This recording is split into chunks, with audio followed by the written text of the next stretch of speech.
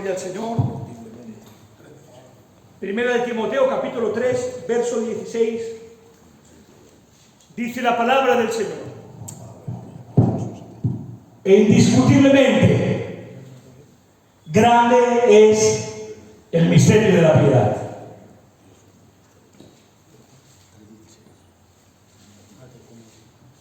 Dios fue manifestado en carne, justificado en el Espíritu, visto de los ángeles, predicado a los gentiles, creído en el mundo, recibido arriba en gloria en el bendito nombre del Señor.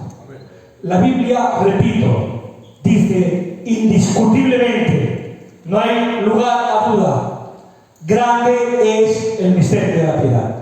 Como ustedes bien saben, dentro de la teología, dentro de la gramática de la palabra del Señor, hermenéuticamente lo hemos estudiado. Cuando la Biblia nos habla de un misterio, se está refiriendo a algo que, aunque existía, gloria al nombre del Señor, no ha sido revelado hasta que el texto así lo aumenta. En otras palabras, en el Antiguo Testamento estaba en la mente de Dios, aleluya, pero nos damos cuenta que es en el Nuevo Testamento en el cual se hace referencia a este misterio revelado. ¿Y cuál es el misterio revelado? No es otra cosa que el misterio de la piedad. Dice, Dios fue manifestado en carne.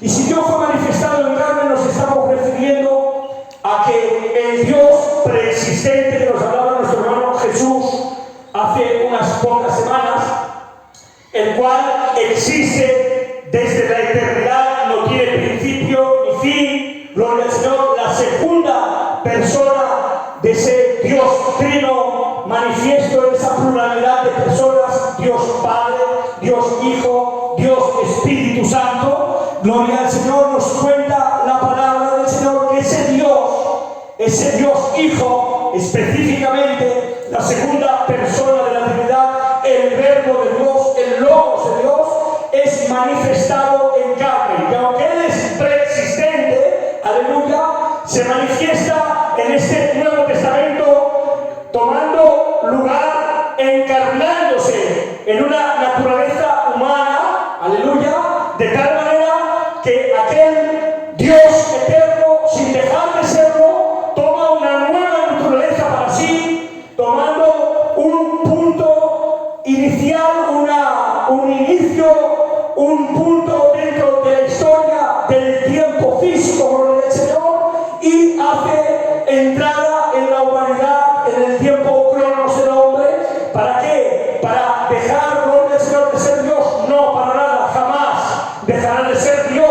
Si Él dejara de ser Dios, en definición, Él no sería Dios, pero Él dice que toma una naturaleza y se hace hombre en el bendito nombre de Jesús. Vamos a leer un texto, Isaías capítulo 9, verso 6, conocen bien el texto. Dice, porque un niño nos es nacido, aleluya, hijo nos es dado. Gloria al Señor, y el principado sobre su hombro, y se llamará su nombre admirable, consejero, Dios fuerte, Padre eterno, príncipe de paz. Repito, un niño nos es nacido, gloria al Señor, nacimiento físico, terrenal, gloria a Dios, pero hijo, nos está hablando, aleluya, no de su estado de hijo, de su nacimiento, sino que nos está hablando como hijo desde la eternidad. Hijo nos es dado. Bendito sea Cristo. ¿Por qué, gloria al Señor? Porque hay un inicio, un punto, una revelación en un momento puntual de la historia. Gálatas capítulo 4 y verso 4 nos dice así: y cuando vino el cumplimiento del tiempo, gloria al Señor, cuando vino el cumplimiento del tiempo, Dios envió a su Hijo, nacido de mujer y nacido bajo la ley. Cuando nos dice que envió a su Hijo, también nos está hablando de eternidad,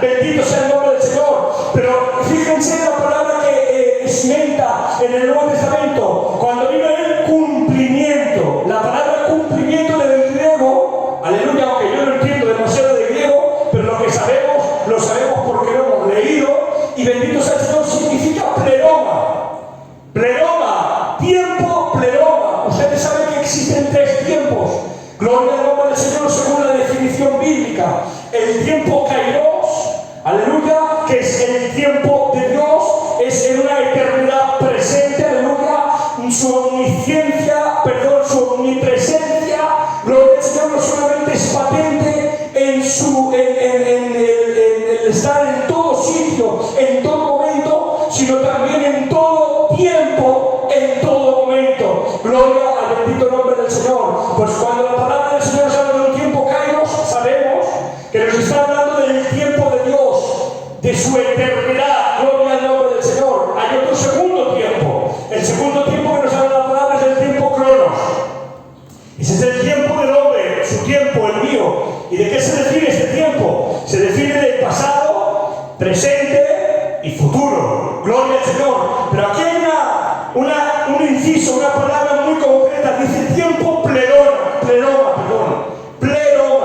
Y la palabra pleroma sabemos que significa plenitud, cumplimiento pleno. ¿Y de qué está hablando? Está hablando, aleluya, del tiempo en el cual el tiempo kairos de Dios se une al tiempo cronos del hombre. Cuando se unen los dos tiempos, gloria al Señor, es el tiempo del cumplimiento de la palabra de Dios para con el hombre en el bendito nombre de Jesús. En otras palabras, cada vez que una profecía bíblica, cada vez que hay una palabra de Dios certera, una de las decenas de profecías cristológicas que existen en el Nuevo Testamento, pues cada vez, gloria al Señor, que cada una de esas profecías hechas en el Antiguo Testamento encuentran intertextualidad en el Nuevo, nos damos cuenta que es un tiempo pleroma. ¿Por qué pleroma? Porque el tiempo de Dios profetizado se une al tiempo cronos del hombre y entra, aleluya, en acción el cumplimiento de lo que Dios determina en el bendito nombre de Jesús. Pues fíjense lo que dice el texto. Y cuando vino el cumplimiento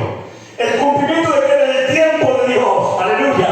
¿Por qué? Porque sabemos que el Cordero de Dios es inmolado desde antes de la fundación del mundo. Él está profetizado en la eternidad. Pero hay un momento determinado en que el cumplimiento de la palabra de Dios se hace patente y a ojos de toda la humanidad. El Hijo de Dios ha venido en carne, bendecido sea el nombre del Señor. Y el cumplimiento de este, cuando vino el cumplimiento del tiempo, Dios envió a su Hijo, nacido de mujer y nacido bajo la ley, en el bendito nombre del Señor. Miren, él en el Antiguo Testamento está profetizado de que él tenía que ser encarnado. Voy a ir poco a poco para ir matizando los temas, gloria al Señor. Si hay algún tema, alguna duda, me levanta la mano y le responderé. Pero quiero matizar esta profecía bíblica de que él tendría que ser encarnado. Dice Miqueas capítulo 5, verso 2, nos dice: pero tú, Belén Éfrata, pequeña para estar entre las familias de Judá, de ti me saldrá el que será Señor de Israel. Dice, y sus salidas, fíjate, y sus salidas son desde el principio, desde los días de la eternidad. Hay una profecía bíblica por el profeta Miqueas en la cual dice que habrá un tiempo determinado que saldrá quien, gloria al Señor, el Señor de Israel.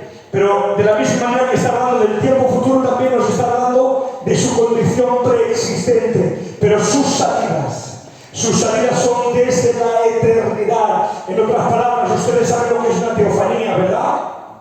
Una teofanía, aleluya, es, conforme a la etimología griega, una aparición de Dios. Cada vez que en el Antiguo Testamento había una teofanía, una aparición de Dios, bien sea cuando Manoah hablando sobre la profecía de Sansón, bien sea cuando se apareció a Abraham en la encina de Mamre, bien sea, gloria al Señor, en la zarza donde Moisés venía a ver y dice que estaba Dios en aquel lugar, gloria al Señor. Cada vez que hubo una teofanía, por este texto entendemos que siempre fue la persona del Verbo preexistente, antes de encarnarse como Hijo de Dios en la tierra, en un cuerpo, en una naturaleza humana, gloria al Señor. Él estaba manifestándose antes. ¿Por qué? Porque sus salidas son desde la eternidad, en el nombre del Señor. Pero fijaros, cada vez que profetiza, aleluya, nos determina su preexistencia como Dios eterno, pero su manifestación futura como el futuro cumplimiento de la palabra de Dios en el nombre del Señor. Y hay un texto, aleluya, un texto que a mí me encantaba, Joselero, porque venía meditando, y ese, aleluya, no sale del libro, pero me ha venido a la mente. Yo recuerdo en la palabra del Señor que Él, aleluya, en los evangelios, cómo solía llamarse a sí mismo. Él se solía llamar a sí mismo el Hijo del Hombre. Gloria al nombre del Señor. Los teólogos quizás lo han pasado por alto, alguno habrá. Mi hermano Valderas, que está más puesto en estos temas, gloria al Señor, luego me dirá, pues sí, tal teólogo, tal otro, gloria al Señor, no menciona. Yo no lo he leído, pero me venía a la mente, qué título más precioso, el Hijo del Hombre. ¿Pero por qué te llamas tanto el Hijo del Hombre? Porque es importante entender que Dios se ha hecho carne, bendecido sea el nombre de Jesús, que Él, aleluya, ha tomado cuerpo, aleluya, ha tomado alma, ha tomado espíritu, ha tomado naturaleza divina, gloria al Señor, perdón, ha tomado naturaleza humana, aleluya, y Él se ha hecho hombre, y Él a sí mismo se llamaba el Hijo del Hombre, o lo que es lo mismo, el Hijo de Hombre, en el nombre del Señor. ¿Te das cuenta, aleluya, qué importancia tiene esto, aleluya? Es que, aleluya, hemos dicho muchas veces que el título, el Hijo de Hombre, es algo que fue autoimpuesto por Cristo, pero nos tenemos que ir a la palabra del Señor. Aleluya, no lo tengo aquí, pero me venía a la mente, lo digo. Daniel capítulo 7, gloria al Señor. A ver si lo encontramos. Daniel 7, verso 11 creo que es, o 14, ¿no? Si no mal recuerdo, Si me equivoco en alguno, hagan ver que no me he equivocado. Daniel 7.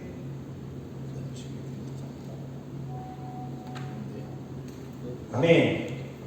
En el 13, por ejemplo, dice, miraba yo en la visión de la noche, y aquí con las nubes del cielo venía uno como hijo de hombre, aleluya, que vino hasta el anciano de días y le hicieron acercarse delante de él, y le fue dado, fíjate que dice, dominio, gloria y reino, para que todos los pueblos, naciones y lenguas le sirvieran. Su dominio es dominio eterno. Gloria al nombre del Señor.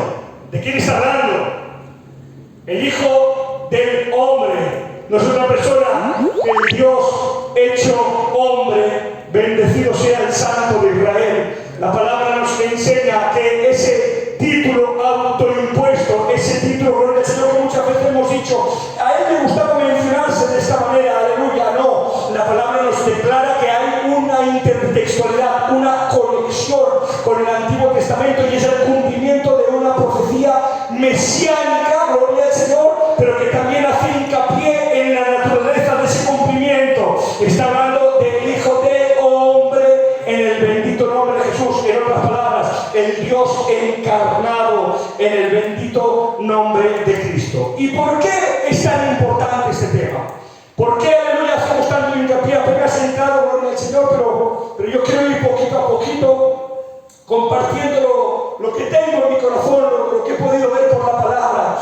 ¿Por qué, aleluya? Porque tenemos que desgranar uno de los grandes misterios de la palabra de Dios. Mira, un hombre llamado J.L. Packer dijo, aquí hay dos misterios por el precio de uno. La pluralidad de las personas de Dios. Aleluya, ¿por qué? Porque tenemos un Dios trino. ¿Es un solo Dios? Sí. Pero existe una pluralidad de personas en el Hijo, en el Padre, en el Hijo y en el Espíritu Santo. Dice, y otra misterio, otra expresión de la gloria y de la grandeza de Dios, ¿cuál es? La unión de la deidad y la humanidad en una sola persona, en el nombre del Señor. Mirad, todo lo que tenemos basado en la encarnación, que es una doctrina, he dicho, muy importante. Hay un concilio hecho hace muchos cientos de años, concretamente en el año 451. Se le llama el Concilio de Calcedonia. Fue un concilio cristiano, del cual, en la exposición de ese concilio, se determinaron muchas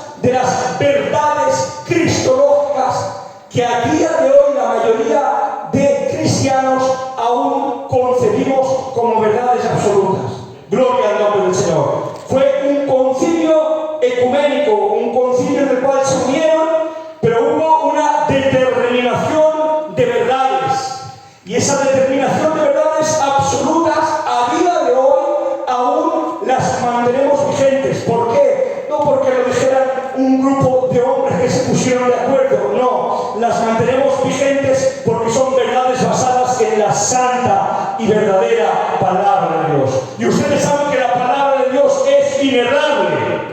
¿Sí o no?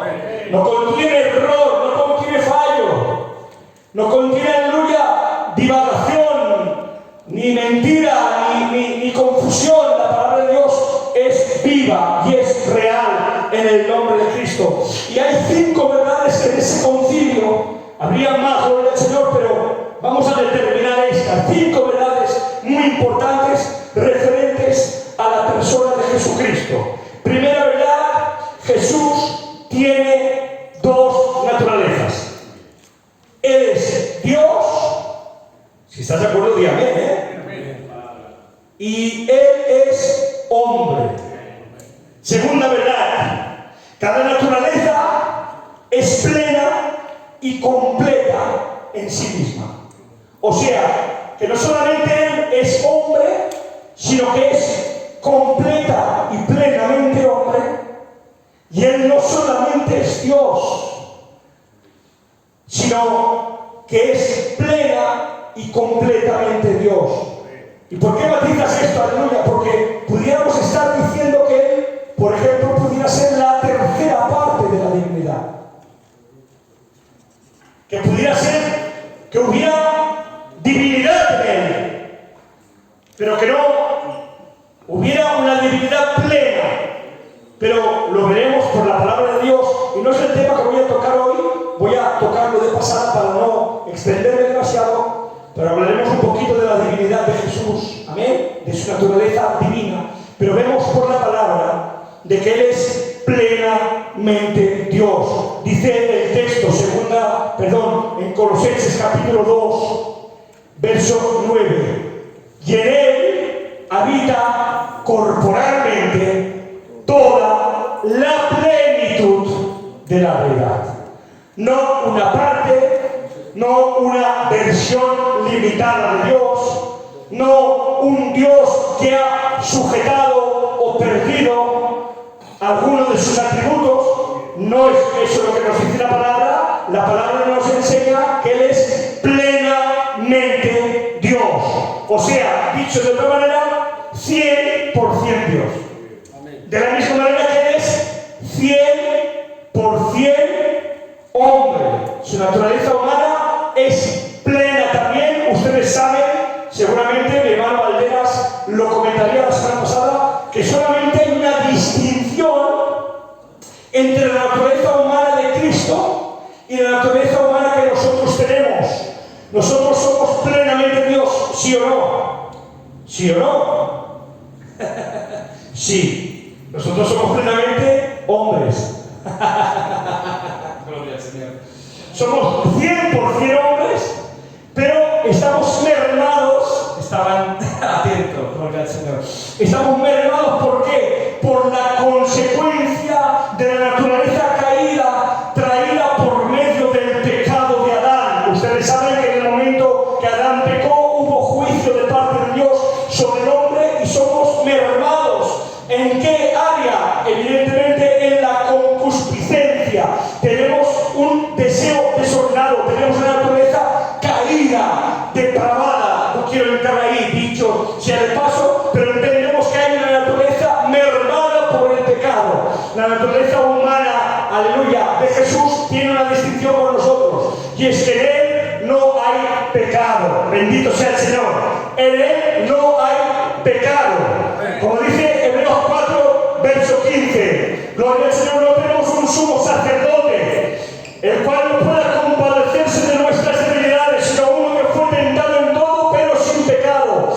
Dice el texto, aleluya, algunos de los textos más antiguos, dice, fue tentado en todo, aparte del pecado. O sea, en el pecado no podría ser tentado, porque Él es Dios, gloria al nombre del Señor. Y como dice el libro de Santiago, Dios no es tentado de nadie, ni Él tienta a nadie, en el nombre de Jesús. Y Él, como Dios, no puede ser tentado. No había naturaleza, aleluya, pecaminosa de Él. No había concupiscencia, no había deseo desordenado, deseo ardiente de pecar como hay en nosotros. Pero en todo lo demás, aleluya, Él sigue siendo plena y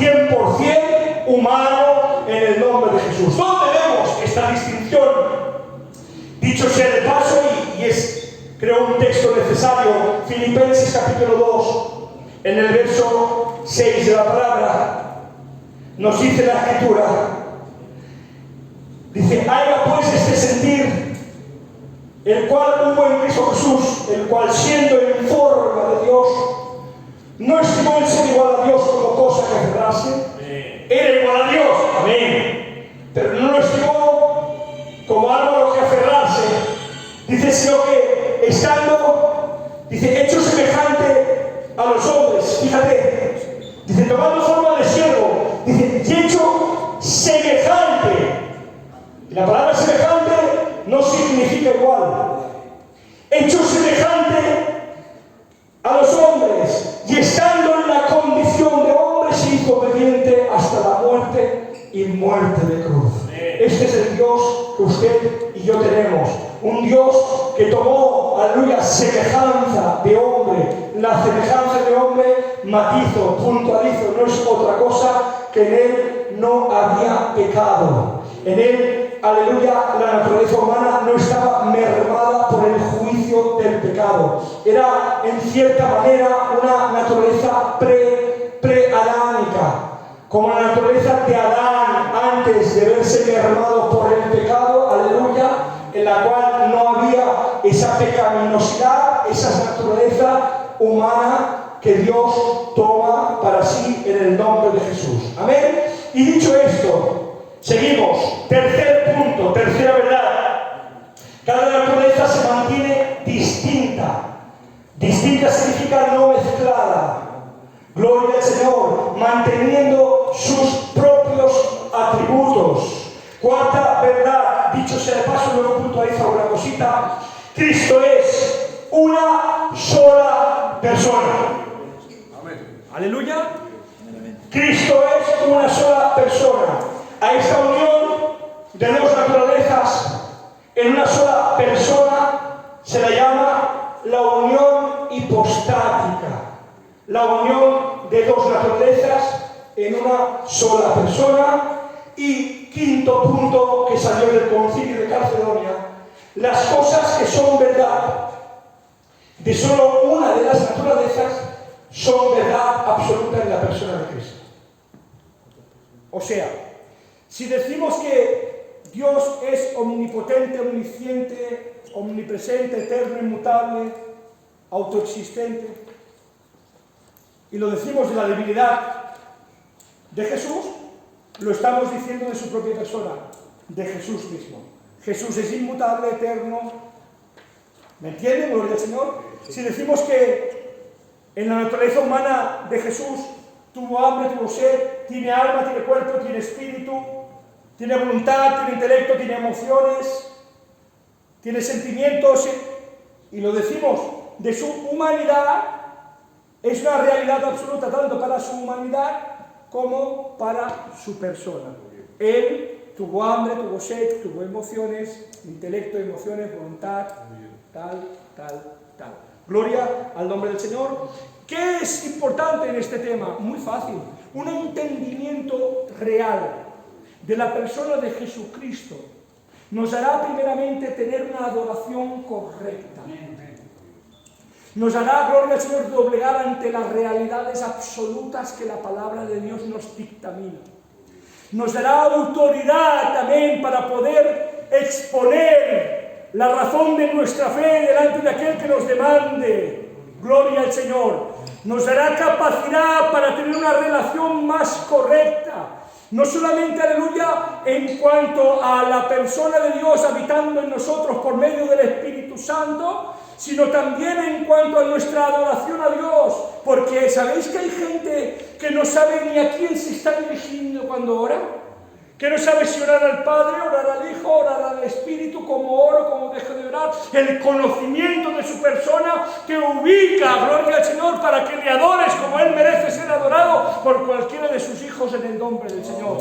Por eso es importante la cristología. La cristología es el fundamento, aleluya, de la vida cristiana en el nombre del Señor. Permitidme que os diga algo, toda la palabra de Dios, desde el libro de Génesis capítulo 1, verso 1, 1 hasta el libro de Apocalipsis capítulo 22, gloria al Señor. La palabra del Señor nos dice que es cristocéntrica, como decía mi hermano Joselero. Toda la palabra de Dios va a parar al mismo lugar, a la persona de Jesucristo, el Hijo de Dios. A este Dios es al que estamos enseñando esta tarde. Por eso es importante. No sé si estás de acuerdo, di amén.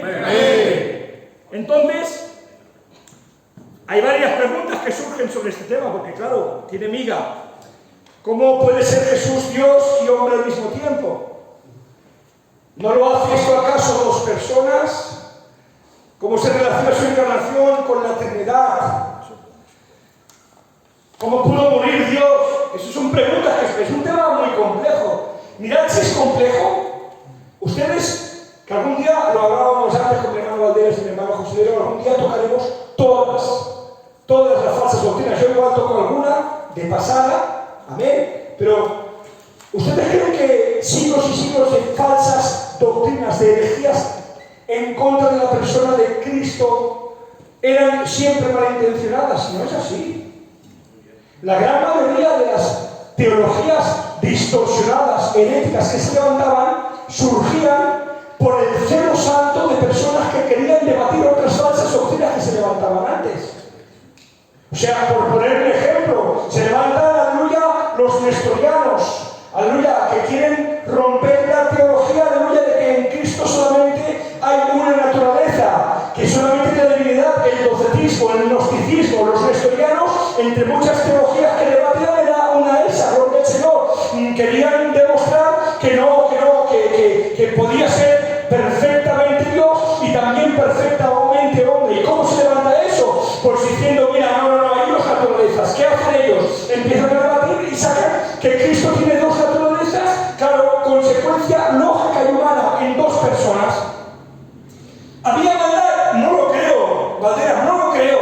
Querían ser fidedignos a la palabra del Señor, pero claro, queriendo solventar una herejía, cayeron en otra que la palabra de Dios no contempla, porque si no estaríamos hablando de 4 personas en vez de una Trinidad, gloria al nombre del Señor. Pero ¿qué ocurre? Ahora detrás de ellos se levantan los apolinaristas, los eustaquianos, gloria al Señor. ¿Y cuáles son estos? Los que levantan, aleluya, la doctrina, amén, de que no son dos personas, solamente una persona. Lo que pasa es que se han unido las dos naturalezas y las dos naturalezas se han fusionado, aleluya, para ser una sola persona. Había una intención, sí, gloria al Señor, pero sin querer estaban mal metiendo, aleluya, la doctrina humana de Cristo y también la divina, porque si mezclas dos sustancias distintas, dan a luz una tercera sustancia distinta a las primeras dos. ¿Te das cuenta, gloria al Señor, que no es tan fácil, que la teología, la cristología es una de las doctrinas más difíciles, que hemos necesitado años y años de estudio, aleluya, y aún nos regimos por hombres que han estudiado más que nosotros, que no quiero yo sacar pecho, que lo que estoy yo dando hoy es porque lo he aprendido y lo he leído, y ha basado eso, aleluya, en teologías que han durado decenas y cientos de años en el bendito nombre de Jesús. Pero ¿por qué me dices esto, gloria al Señor? Porque tenemos que entender que grande es el misterio de la piedad, que es dificilísimo entender, pero por la palabra intentamos ser fidedignos y todo lo que podamos ajustados a la sana doctrina en el nombre del Señor. Y voy a entrar, aleluya, yo no sé si voy a poder dar todo, amén, porque estoy en la primera página. Gloria al Señor, si Dios lo permite. ¿Para qué tenemos que forzar? Otro día vengo y doy la segunda parte. Doy hasta que yo sienta y hasta que ustedes vean yo que están comiendo en el nombre de Jesús. Primeramente, Jesús tiene dos naturalezas. No voy a entrar en la humanidad ni en la divinidad, porque mi hermano Valderas tocó la humanidad y próximamente tocaremos la divinidad bien tocada. Solamente tocaré algunos matices. Tenemos que decir que Jesús es Dios, ¿sí o no? Amén. Jesús es Dios. Amén. Hay 3 maneras de discernir con la palabra de Dios que Jesús es divino. La primera son las referencias internas de que la palabra de Dios afirma de que Jesucristo era Dios en el nombre de Jesús, de que Jesucristo es Dios. Todas las veces, Juan capítulo 1, verso 1, Tito 2.13, gloria al Señor, Colosenses 2.9, 1 de Juan 5.14, tal, hay muchos textos textos que afirman que Dios, aleluya, es el Dios eterno, la segunda persona de la Trinidad, el Verbo, como está escrito en Juan capítulo 1, verso 1, dice: en el principio era el Verbo, y el Verbo era con Dios, y el Verbo era Dios. Y dice Juan 1:14, ya que el Verbo se hizo carne en el nombre de Jesús. O sea, la palabra de Dios nos afirma, y la palabra de Dios es inspirada por Dios. Hemos dicho que es palabra cierta, inerrable, sin error. Si la palabra de Dios lo afirma, con esto ya sería una evidencia absoluta de su divinidad. Pero hay otras dos evidencias. ¿Cuál es la segunda evidencia? Él hizo cosas que solamente Dios puede hacer. Ustedes recuerdan cuando le bajan al paralítico, aleluya, habiendo una gran multitud en la casa, lo hacen descender, y ¿qué le dice al paralítico? Tus pecados te son perdonados. Gloria al Señor. Y los mismos hombres que debatían en contra de él hacen la pregunta, una pregunta retórica que tiene respuesta: ¿quién más que Dios puede perdonar pecados? Otra evidencia de que Él es Dios es que Él recibió adoración. Aleluya. Y en ningún momento rehusó esa adoración. Esto ya lo tocaremos con el Señor. Y la tercera manera en la que vemos que Él es Dios es porque Él comparte los atributos incomunicables de la divinidad. Y si Él comparte los atributos incomunicables de la divinidad, ya saben ustedes cuáles son: omnisciencia, omnipresencia, omnipotencia, eternidad, inmutabilidad, autoexistencia. Entendemos que solamente el que tiene estos atributos en definición es Dios, en el nombre de Jesús. ¿Queda claro? Amén. Entonces, algo importante, específicamente, Jesús es Dios el Hijo. Ni el Padre encarnó en una naturaleza humana, ni el Espíritu Santo encarnó en una naturaleza humana. Eso es muy importante tenerlo claro. Sé que lo sabéis, pero son cosas necesarias en el contexto del tema que estamos tocando. Fue el Hijo. Era con Dios, el Verbo era Dios, el Verbo, y aquel, no otro, aquel Verbo. Juan 1:14. Es un texto que los tenéis que guardar a fuego en vuestro corazón. Y aquel Verbo se hizo carne. Como dice el texto más original, aquel Verbo se tabernaculizó. Se hizo tabernáculo en la tierra. Gloria al nombre del Señor. Entonces, tenemos que tener claro, para tener un concepto adecuado de la persona de Cristo, necesitamos también tener claro el concepto de la Trinidad de Dios. ¿Amén? Porque es importante hacer la distinción entre las tres personas que existen en la persona de Dios. Amén. Y no vemos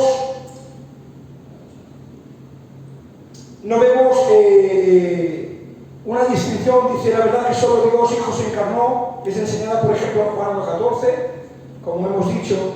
Por tanto, no fue el Padre ni el Espíritu el que se hizo hombre, sino Dios el Hijo. Y de igual manera, en el bautismo de Jesús vemos al Padre afirmando: tú eres mi Hijo amado. Dice: en el cual tengo complacencia. No dice: tú eres yo y conmigo estoy complacido, gloria al Señor. Sino que dice: tú eres mi Hijo amado, en el cual tengo complacencia. ¿Y por qué es importante saber que Jesús es específicamente Dios el Hijo? Porque si no tenemos esto claro, nos estaríamos equivocando acerca de la misma identidad de nuestro Salvador. Necesitamos darle identidad a Dios en el nombre de Jesús. Si estás de acuerdo, di amén. Amén. Seguimos. Jesús es hombre. No entro más en el tema. Hemos tocado, aleluya. Es tan importante, dicho sea de paso, esta doctrina de la encarnación de Dios en la naturaleza humana, que nos dice la misma palabra de Dios, que si alguno negare que Jesucristo ha venido en carne, el tal es anticristo. Fíjense, ¿por qué era tan importante estos matices en aquel tiempo? Porque entendemos que en aquel tiempo, siglo I, ya se estaban levantando las primeras herejías del gnosticismo.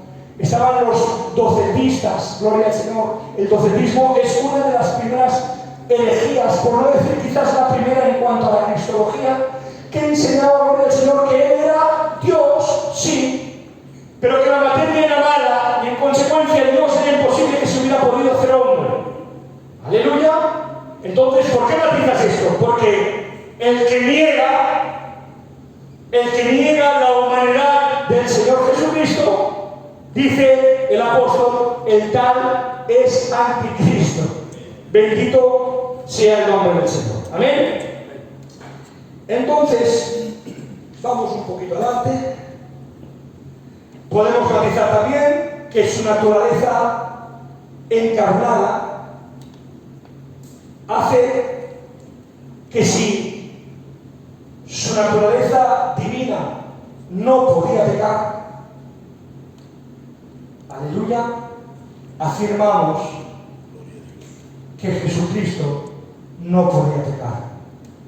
Fíjense que definir bien la doctrina, un buen contexto bíblico ajustado a la palabra de Dios sobre la encarnación de la persona de Cristo, hace que doctrinas que aparentemente son tan difíciles de responder se nos hacen fáciles en el nombre del Señor. ¿Cómo puedes afirmarme esto? La impecabilidad de Jesús. Evidentemente podemos, y si luego quieren, aleluya, con las preguntas, pues desgranamos un poquito más el tema. Pero si entendemos que hemos dicho que todo lo que se puede decir sobre una de sus naturalezas es una realidad absoluta sobre su persona, tenemos que decir que si Dios es santo, Jesús es santo.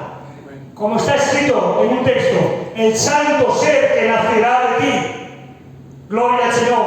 Decía en la cueva, decía que tenía tanto poder este texto, aleluya, esta profecía bíblica del santo ser que nacería de la Virgen, que concebiría un hijo humano, aleluya, que si no tuviera divinidad en su naturaleza, por este texto mismo ya podemos decir que Cristo es impecable.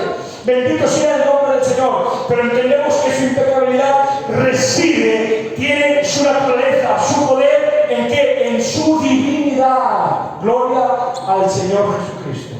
¿Por qué? Nos da por ejemplo, tú lo recordarás, Valéricas, en la escuela bíblica, recuerda esto también. El Carlos nos decía, es como coger un alambre,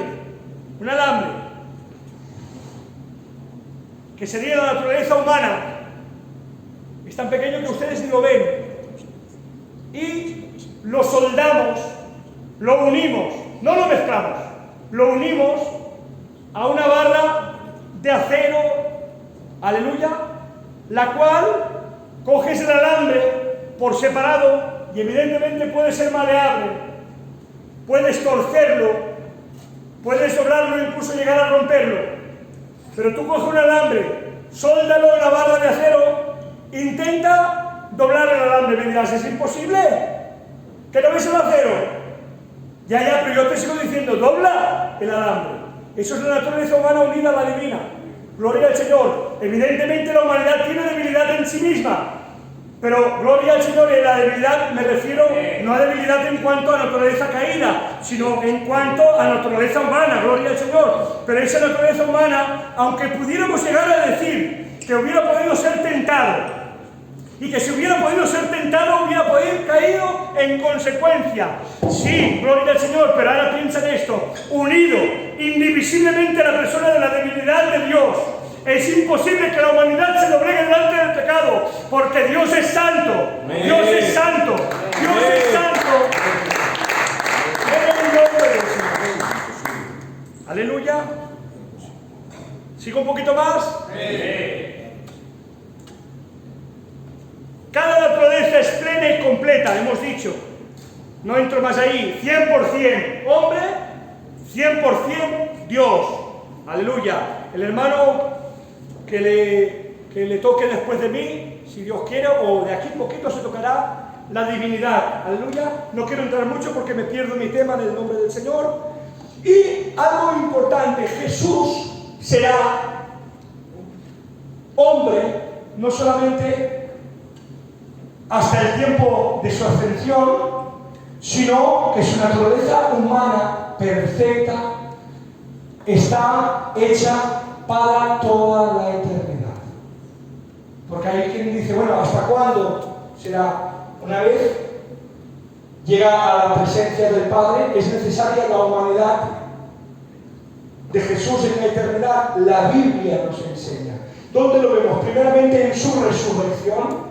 En su resurrección, aleluya, Él recibió el cuerpo resucitado, glorificado, aleluya, pero aunque era un cuerpo glorificado, resucitado, tenía marcas, gloria al Señor, de tal manera que aún Tomás puso sus dedos sobre sus llagas y puso sus dedos en el costado, gloria al Señor, pero aunque había distinciones de la vida, era un cuerpo perfecto, en una naturaleza glorificada en el nombre del Señor, un cuerpo semejante al que nosotros tendremos. Y a ese texto me quiero remitir. Dice Filipenses, capítulo 3, verso 21, dice, el cual transformará el cuerpo de la humillación nuestra en semejanza al cuerpo ¿de qué? De la gloria suya.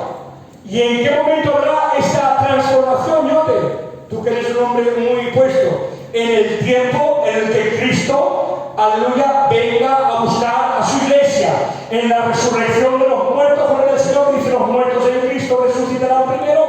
Primera Tesalonicenses capítulo 4, verso 13 al 18, nos dice que en ese momento, aleluya, como dice Primera de Corintios capítulo 15, verso 52, un misterio os digo, no todos moriremos, pero todos seremos transformados. ¿De qué está hablando, gloria al Señor? Que el que, aleluya, esté en Cristo en vida, los muertos en Cristo, los que hayan muerto en la fe de Jesucristo el Señor, cuando Cristo venga de las nubes a buscarnos, serán resucitados con un cuerpo glorificado. Pero dice más, nosotros, los que hayamos quedado, decía Pablo, seremos transformados. ¿Y cómo, gloria al Señor? ¿En qué tiempo es? Aún no ha acontecido. Él está, aleluya, a la diestra del Padre, pero en ese tiempo futuro nos dice la palabra que Él sigue teniendo un cuerpo glorificado, un cuerpo humano, en el nombre de Jesús. ¿Me entienden, verdad? O sea, que no es un cuerpo para un tiempo, es un cuerpo, aleluya, preparado para una eternidad en el nombre del Señor. ¿Por qué Jesús se hizo hombre? ¿Y para qué será hombre siempre? Es una buena pregunta, ¿eh? Porque hemos dicho, bueno, ¿qué sentido tiene? Y aunque lo tocaremos en unas clases más adelante, hablando de los ministerios del Señor, las tres funciones, Él es el profeta, no un profeta. Nadie ha revelado al Padre como el Hijo lo reveló. Él es el profeta por excelencia. Él es el sacerdote y Él es el Rey. Gloria al Señor. Y en esos ministerios veremos en más extensión el cometido que tiene su servicio, su motivo. Pero vemos un texto muy importante. Vamos a leer Hebreos capítulo 2. Aleluya. En el verso 14 y verso 17, son dos textos muy importantes. El 14 dice, así que, por cuanto los hijos participaron de carne y sangre, Él también participó de lo mismo, para destruir por medio de la muerte al que tenía el imperio de la muerte, esto es, al diablo. Primera razón por la que se hizo hombre, para destruir el imperio de la muerte del diablo en el nombre del Señor. Y segunda razón, verso 17, por lo cual, dice, seguimos leyendo, dice el 15, y librar a todos que por el temor de la muerte estaban durante toda la vida sujetos a servidumbre, porque ciertamente nos socorrió dice el 17, por lo cual debía ser en todo semejante a sus hermanos, para venir a ser misericordioso y fiel sumo sacerdote en lo que a Dios se refiere, para expiar los pecados del pueblo en el nombre del Señor. Primeramente, aleluya, tenemos que entender algo. Él es el sacrificio vicario, el sacrificio sustitutorio de toda la humanidad. Él es el Cordero de Dios que quita el pecado del mundo. Él es, aleluya, el Cordero, aleluya, el cual la luz, gloria al Señor, de las sombras que había en el Antiguo Testamento. Ustedes saben que había un sistema de sacrificios por el cual uno podía expiar sus pecados, podía cubrir sus pecados, podía, gloria al Señor, acercarse por medio del sistema establecido de Dios al perdón de sus pecados. Pero todos esos pecados estaban sujetados, gloria al Señor, a un cumplimiento de un pecado, a un cumplimiento de un sacrificio perfecto. Y si ese sacrificio perfecto no hubiera sido sacrificado, ningún pecado hubiera sido perdonado. Pero Él es el Cordero de Dios que quita el pecado del mundo. O sea, Él es el sacrificio perfecto, gloria al Señor, que se da en la cruz. ¿Por qué? Para sustituir tu vida en la día y la de toda la humanidad en el nombre de Jesús. Primeramente, Él es el Cordero. Otro ministerio, Él es el sacerdote. Gloria al Señor, no solamente es el sacrificado, sino el que ofrece el sacrificio. ¿Por qué tenía que ser, gloria al Señor? Mira, dicho sea de paso, el ministerio del profeta, ustedes saben que dice la palabra que solamente hay un mediador entre Dios y los hombres, ¿verdad? Jesucristo. Solamente hay un mediador entre Dios y los hombres. ¿Y cómo se media entre Dios y los hombres? Por medio de los tres ministerios. El profeta, ¿quién era? El que traía la revelación de Dios a los hombres. Mediador entre Dios y los hombres.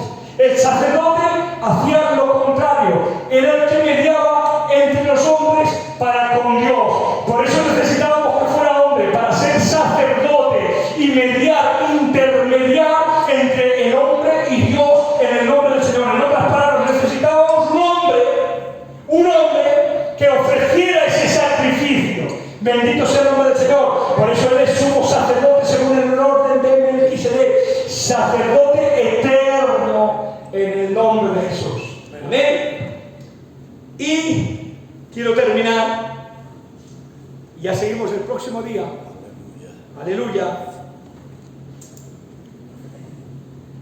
Cada naturaleza se mantiene distinta.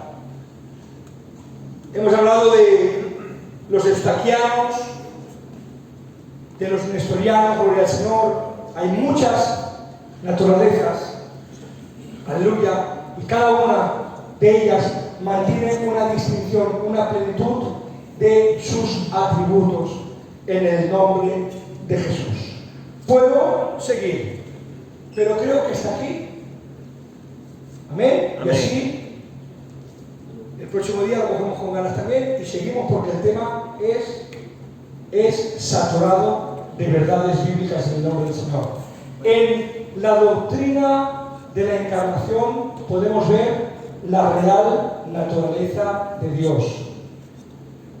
En la doctrina de la encarnación vemos verdades, como hemos dicho, sobre doctrinas tan importantes como la impecabilidad, como las dos voluntades de la persona de Jesús. Gloria al Señor. Que si quieren, esto lo tocamos más adelante, y si tienen alguna pregunta entre los hermanos, compartimos un poquito. Vemos realidades tan importantes como su perfección. Vemos realidades tan importantes como que era el perfeccionado de Dios. Amén. Dice, por lo que aprendió, dice, por lo que sufrió, perdón, dice, aprendió obediencia y fue hecho perfecto. ¿Cuál era la perfección? Como Dios puede ser perfeccionado, Cristo. La naturaleza divina, en definición, es perfecta. Entonces, ¿en qué área fue perfeccionado? Fue perfeccionado en su humanidad, en su voluntad humana, sujeta a la voluntad de Dios. Fue perfeccionado, gloria al Señor, en ser el sacrificio perfecto, el cual no hubo mancha ni arruga. Él cumplió toda la ley en su persona. Fue perfeccionado como también sacerdote. Entonces, vemos ese perfeccionar. La palabra perfeccionar, la palabra que le da origen en su etimología original, que no la recuerdo ahora, es cualificar. Fue cualificado. ¿En qué? Por lo que padeció, por lo que vivió en los días de su carne. Porque recuerden que en su humanidad tuvo un desarrollo. Él, dice el libro de Lucas, crecía en conocimiento, en sabiduría, en gracia en estatura, en conocimiento, en gracia para con Dios y en gracia para con los hombres. O sea, tenía necesidad de un desarrollo. Como Dios no, pero como hombre sí, en el nombre del Señor. Hasta aquí. Inclinamos el rostro.